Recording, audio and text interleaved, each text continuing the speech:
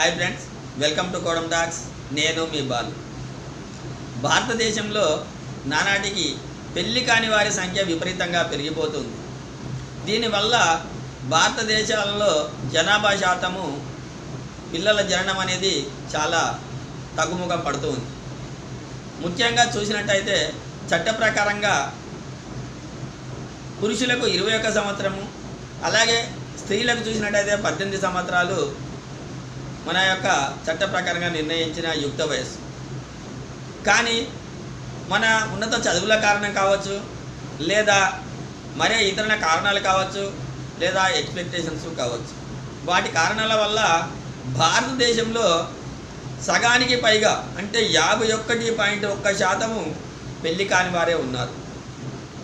ముఖ్యంగా చూసినట్టయితే మన తెలుగు రాష్ట్రాల్లో పెళ్లి కాని వారు తెలంగాణలో అయినట్టయితే 56.3% పురుషులు, అలాగే 47.5% స్త్రీలకు ఉండడం గమనార్హం.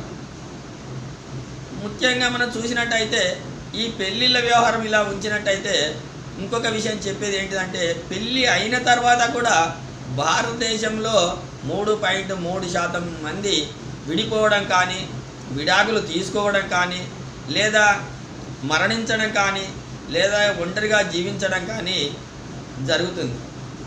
ముఖ్యంగా భారతదేశంలో శ్రామికులలో చూసినట్టయితే భారతదేశ జనాభా చరిత్రలోనే తెలంగాణ మొదటి స్థానంలో, ఏపీ రెండో స్థానంలో ఉంది.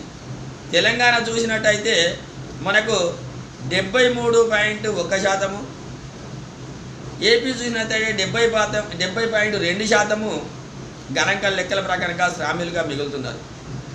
మరి ఈ రకంగా ఉన్నట్టయితే మన దేశ భవిష్యత్తు చాలా వెనుకబడిపోతుంది. కాబట్టి మన జీవితంలో చదువు చాలా ముఖ్యమైన పాత్ర పోషిస్తుంది.